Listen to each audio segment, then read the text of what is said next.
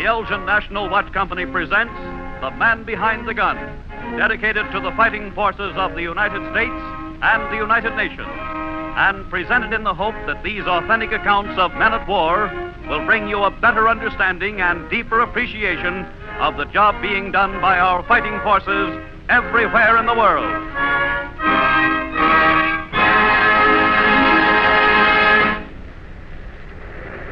Battle control from Director 1. Control I, Director 1. Shell and powder up in all gun turrets. Very well. Load. Load. Aye, aye. Aye, aye. Range 10 to all directors. Stand by for action. Range of the night is 20,000 yards. Wind relative from bearing 280. Speed 20. It is now exactly 2348 minus 15 seconds. Minus 10 seconds. Minus 5 seconds.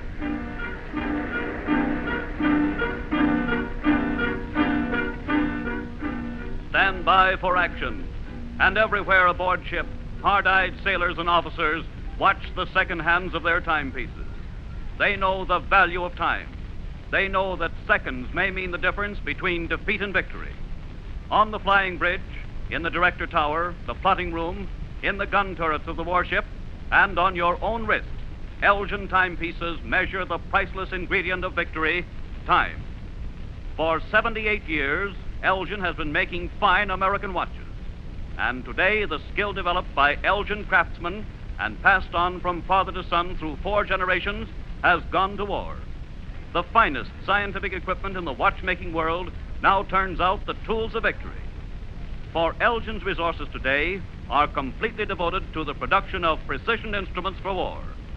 These include navigation watches in use upon the bridges of American naval vessels on all the 7 seas, time fuses which accurately explode anti-aircraft shells in 100 far-flung skies, compasses to point the way across trackless deserts and through pathless jungles, tachometers to measure the motor speed in thousands of mighty bombers, special military wristwatches across whose faces the second hand sweeps toward the 0 hour and victory. Tonight, the man behind the gun continues the story of the United States cruiser Boise, a warship which has added to the history of our Navy one of the most inspiring chapters since the Constitution met and defeated the Guerriere.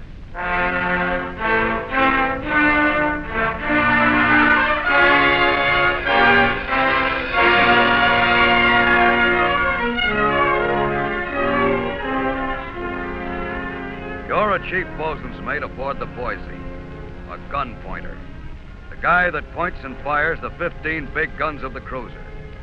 Right now, you're standing by for action off Savo Island in the Solomons.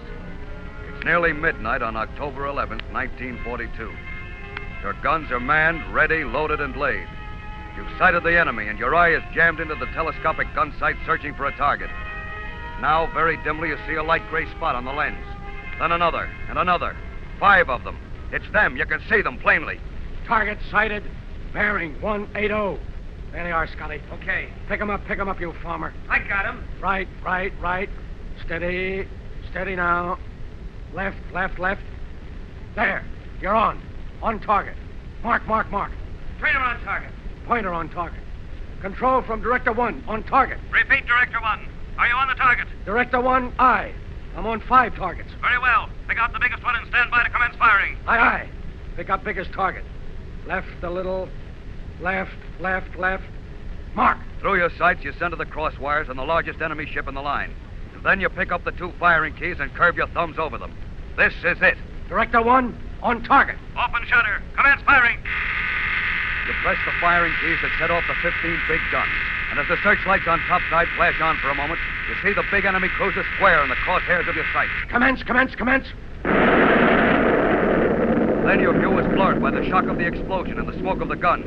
And now the Jap cruiser disappears behind mountainous spouts of water flung skyward by the bursts. And you know that the first salvo has straddled its target. Check fire. Spot 1. Check. Spot one. Up 1000. Right 02. Up 1000, aye. Right 02. Right. Resume fire. Resume fire.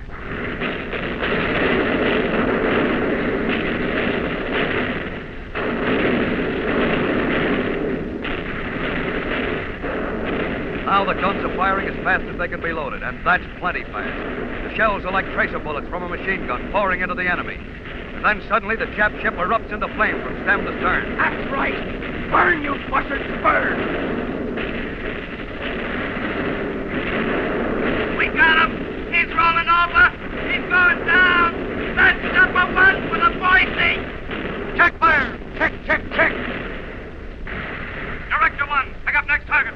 Director 1, aye. Shifting target. Left a little. Mark. Trainer on target. Director 1, on target. Commence firing. Salvo. Salvo. Commence. Check fire. Spot 1. Check. Spot one. Your crosshairs are on a destroyer this time. A much smaller ship than the cruiser now wallowing its way into the sea.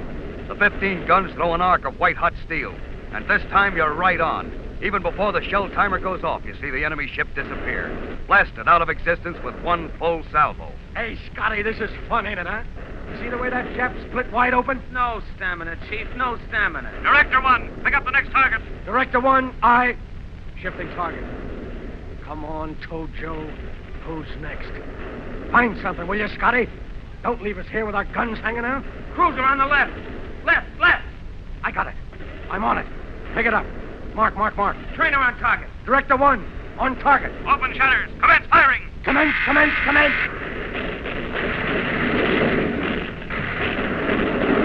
Now the main battery of the Boise is pumping shells at a second Jap cruiser. In less than 10 minutes, 3 enemy ships have been destroyed. A cruiser and a destroyer by the main battery, and another destroyer by the secondary battery. This is the 4th Jap ship, and you pour everything you've got into it. You can see her plainly, silhouetted against the blazing ruin of the first cruiser you hit. And you can see the shells from your battery marching through the sky and hitting into it. Ain't that pretty? Look at that, Scotty. Ain't that pretty? Ask me later. You're throwing everything but the kitchen sink at the Jap. You can see the smearing glare of ricochets from his armor plating. And most of them go in. Then you see the dull white gleam of fires inside. Try, you dogs! Try! Burn! Keep waiting for the Jap to explode, but he doesn't. He's taking everything you've got. Now you see huge balls of fire arching away from his forward deck. Suddenly you realize what it means. Why, the dirty jerks! They're shooting back at us. They're shooting us. What are you expecting us to throw your kids? Come on, keep your thumbs on that firing key. If you don't like the way I handle this key, you can shove it overboard. Check fire. Check. The second cruiser's going down, now a flaming hulk. You take a quick look around and you see another Jap destroyer on her side and burning. The secondary battery has picked off another one while you were busy on the cruiser. 5 Jap ships sunk in less time than it takes to tell. Not bad. Boy, we'll get a medal for this. You'll break your arm, Pat. A hit! We've been hit. There's still some more Japs around. Where are they? They know where we are, Bud. Report the position of the hit. 5-inch gun out of commission. Captain's cabin demolished. Torpedo approaching the starboard bow. Oh, Another torpedo approaching the starboard bow. torpedoes. Here we go. The ship is quiet now, deathly quiet. It's turning. You can feel the slight list as it turns toward the torpedoes. Cross your fingers. Smile, Scotty. Smile. Yeah. First torpedo passing to port. Second torpedo passing the starboard Right counter. between them. What a skipper! A miss is as good as a mile. And now the ship heels over again, going back into the battle line. Over the electrician circuit, you can hear the smoke watcher describing the scene. We're turning back now. There are 2 more Jap ships that we didn't spot the first time. I can see their guns firing. Now the Boise is taking it. As she turns to go back into the line of battle, a Jap cruiser finds the range and begins pouring in 6- and 8-inch shells. Most of them miss, tossing tons of water over the forward deck and superstructure. But some of them are hitting, going in. The Boise is burning now. You sit there in the director with your eye jammed to the scope, centering the crosshairs. Come on, Scotty. Let's put the kill on those dogs. Left. Trainer on target. Director 1, on target. Resume fire. Commence.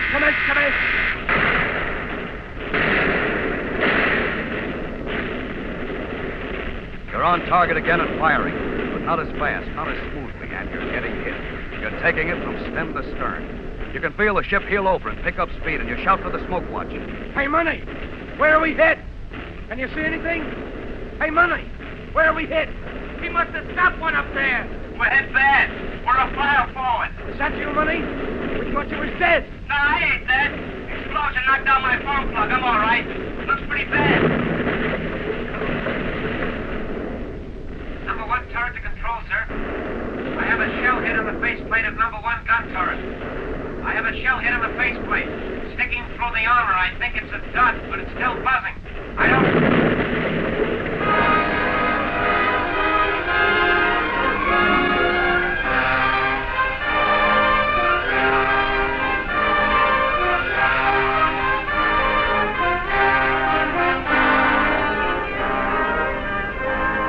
Boise is hit and hit hard.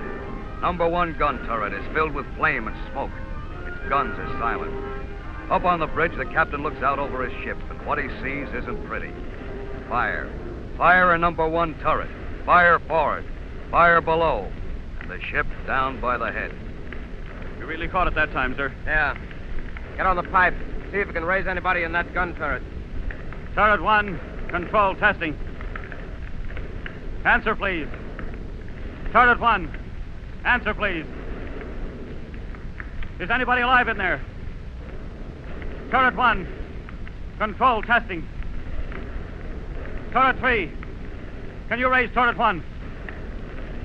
Turret 1. Turret 3 testing. Turret 1. Turret 3 testing.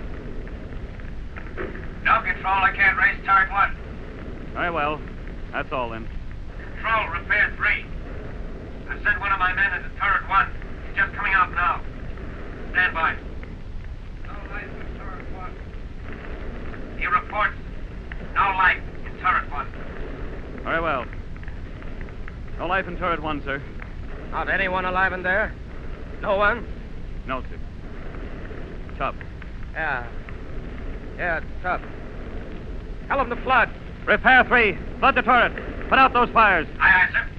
Bridge from repair 2. Bridge, aye. One of my men has just come up from below forward. The shell or torpedo is hitting the forward magazine, sir. In the magazine. There's enough stuff in there to blow us to bits. Flood the forward magazine. Can't right away, sir. My hose connections are shot away. Electrician's mate is still working on them. The hit was below the waterline, about frame 50. Maybe it'll flood itself from the sea. Send one of your men down there to find out. Meanwhile, stick your fingers in your ears. The ship is dead quiet now. Everywhere, men are frozen at their stations, looking forward with grim eyes and tight mouths. Everybody's waiting to find out whether there's fire in the forward magazine. The way you find out is simple. If the ship suddenly blows into little pieces, there was fire in the magazine. So everybody stands still and looks forward, waiting for the ship to erupt in flame and split open from end to end. Wish I had a cup of jamoke. Yes, sir. Tastes good, all right. Without sugar. I wouldn't want any sugar. No, sir. Repair 2 to control. Control, aye. Forward magazines have been flooded by the shell hit, sir. No fires. Very well. Repair parties from repair 2 and 3 go below and make a full report on the bulkhead. Aye, aye. Aye, aye. Find out if there's any other damage, mister. Aye, aye, sir. Control to all stations. Any unreported damage? Repair 1. Aye, a 5-inch shell hit at frame 78. Very well. 5-inch shell hit at frame 78, sir. Thank you. Now, let me think. Shall we re-engage the enemy or withdraw? The skipper stands there talking to Let's see himself, what the thinking story out loud. And there's plenty to think about. One gun turret is blown out. The ship is down by the head and the forward magazines are flooded. There are dead men aboard the Boise now, and fire. We can go back into the fight and go down still throwing steel. Or we can leave the kill with the other ships in the task force, withdraw and save ourselves from sinking, with 6 Jap ships to our credit. 6 is enough for one day. We'll retire. Hard left rudder. Hard left rudder it is, sir.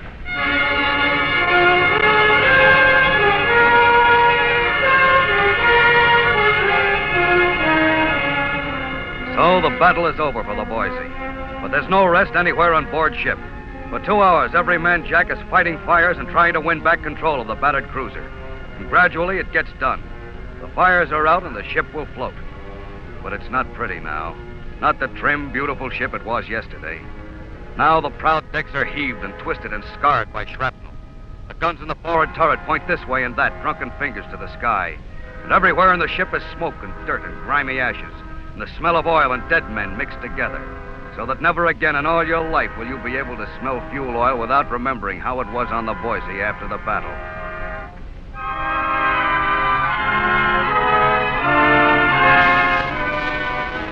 Finally, the Boise is under control again, and you turn back toward the scene of battle. The two task forces have moved away, still fighting, and you pass by dark and nameless shapes moving in the water. Life rafts crowded with Japs who stare at you sullenly as you go by. And then over the loudspeaker, the word is passed. Target sighted, bearing 180. Can you make her out? Looks like a large ship or group of ships. Commence tracking. All hands to battle stations. Stand by for action starboard. All hands, man your battle stations on the double. You take your station in the director turret again. Sit there, staring into the dark through your telescope, waiting for the order to resume firing.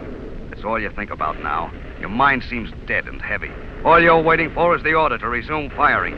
That's all you know or remember. Yeah, I'm pooped. You're pooped.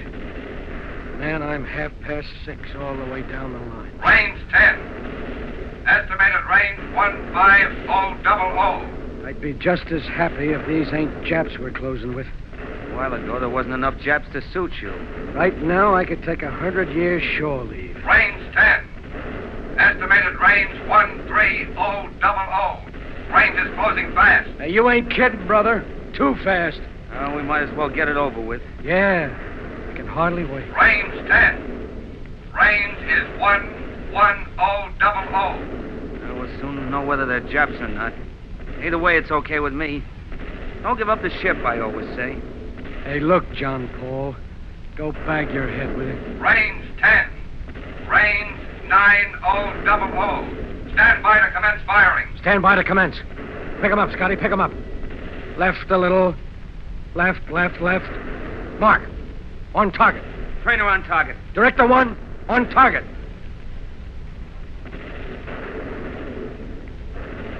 Unidentified craft have been challenged. They are friendly. Brother, I hear you talking. We are taking our station in column. At ease.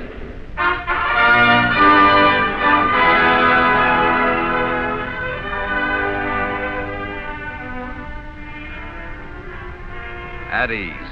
But there's no at ease aboard a crippled ship. No at ease in waters where there are more Jap subs than fish.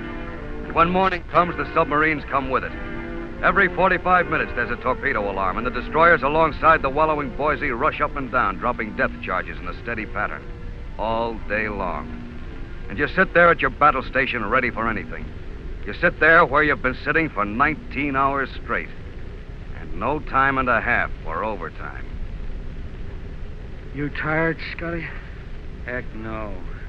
I only look this way because I'm anemic. Very funny. I wish something would happen. Not serious or anything like that, but, something to occupy my mind. It felt good when we was fighting, but now, I don't know. I sure feel low down. Yeah. You and me both. Well, it's the reaction. That's something to do with the nervous system. Huh? Yeah, I read about it in the books once. That's how I know. Yeah, I guess you're right. They taking the men out of the turret yet? Yeah. All morning. They found Johnson. What do we do with a picture of his kid? I don't know. They found him just the way he was standing when the blast went off. Just reaching back for the powder bag like he was still alive. All of them was like that in there. Even the electrician's mate. He was sitting down with his arms on his knees, looking right straight ahead, just like he was when the blast went off. Ain't that funny? Maybe we ought to send the picture back to his wife. What do you think? Well, I don't know. Listen, Scotty, why don't you get some shut-eye, huh? Go ahead, hit the sack. I'll toss you for it. No, I ain't sleepy. You go ahead. All right. Hey, look. Yeah? Make sure you wake me up if any Japs come along. Yeah, sure. I'll do that.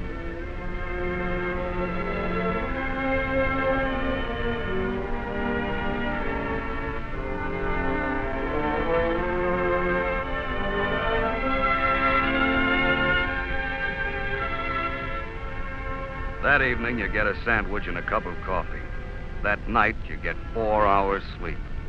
And the next day, there's a notice on the bulletin board and an announcement over the loudspeaker. Services for the dead will be held at 12:45 on the fantail. All hands off watch fall in at quarters for the muster.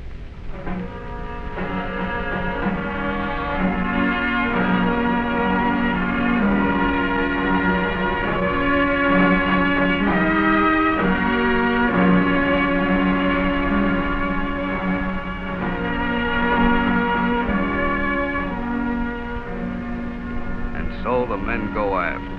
One by one, they slip along the battle-scarred decks. But Scotty stands there, trying to make up his mind whether to go or not.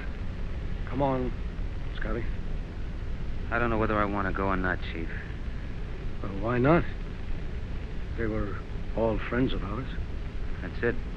It's just the point. The way I want to remember them is like they were.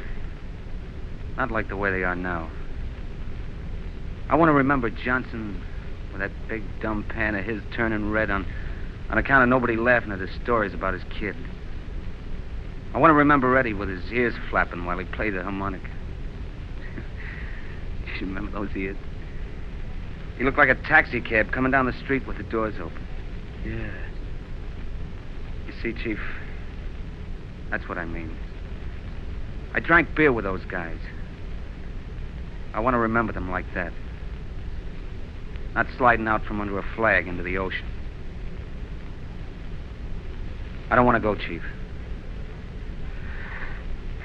Okay. Okay, Scotty. I know how you feel. I'll see you later. Afterwards.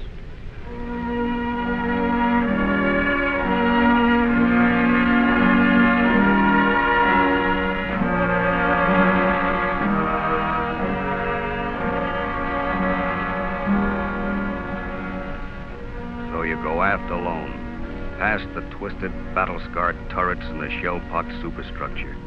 Aft to join the silent crew of the Boise, formed into a hollow U on the fantail. Astern, as far as you can see, the white boiling wake of the ship is like a broad highway. Then the captain comes and climbs up on a capstan and reads to you. You can't hear everything he says, but sentences come back to you as the wind shifts and changes. I am the resurrection and the life. It's a beautiful day, calm and peaceful. The air is sweet. Since by man came death, by man came also the resurrection of the dead. Not far away, a seagull rises and falls without moving its wings. The wake of the ship is white and straight as far as you can see. Now this I say, brethren, that flesh and blood cannot inherit the kingdom of God. Behold, I show you a mystery. We shall not all sleep, but we shall all be changed. You have no feeling, no deep sadness in you. It might be you lying there. It might still be you.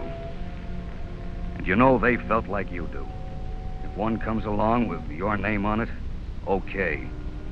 O death, where is thy sting? O grave, where is thy victory? And then, one by one, the honored dead are draped in the flag for which they gave everything they had to give, and carried to the taffrail.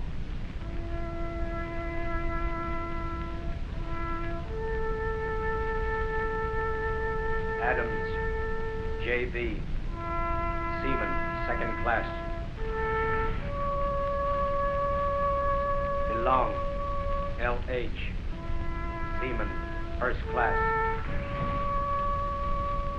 Van Hooser, R.G., electrician's mate, third class. Chamberlain, H.F., Seaman, second class. Polito, S.T., Seaman, first class. Kelly. One by one, they slip out from under the flag and into the sea, First class. carried down to the depths by a 6-inch shell lashed White. between their feet. J.W. The honored dead of the United States ship Boise. Class. Davis, G.M. Seaman, first class.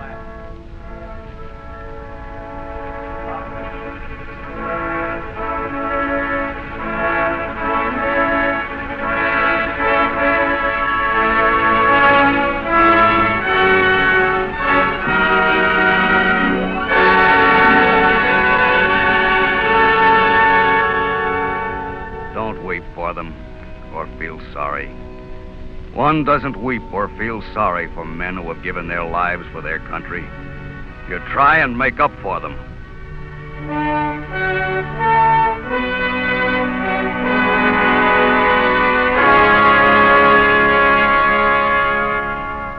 "100% of the Boise's crew was ready to give 100% for victory.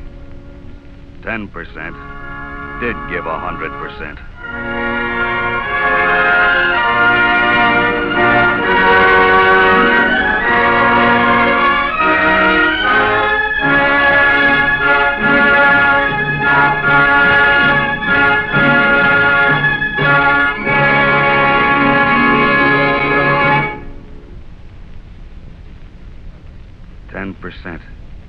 Does that phrase sound familiar?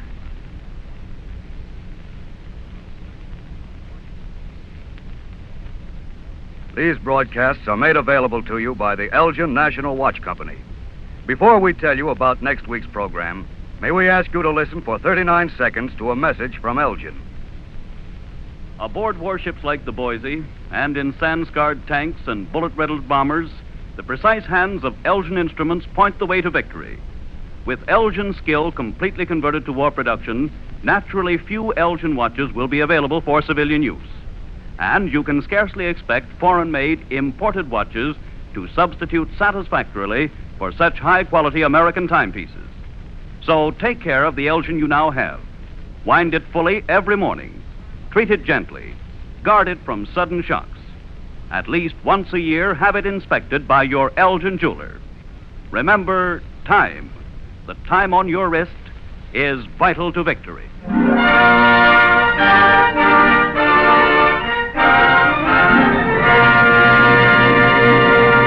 A year ago next Sunday, on April 4th, 1942, the Japanese bombed Base Hospital No. 1 on Bataan. On that day, the fate of Bataan was sealed. And on that day, when Zero dive bombers made a target of a bright red cross, we began to realize what kind of an enemy we faced, what kind of a war we must fight. Lest we forget, next week at this same time, we commemorate the bombing of Base Hospital No. 1, when the man behind the gun will be a woman, an Army nurse on Bataan.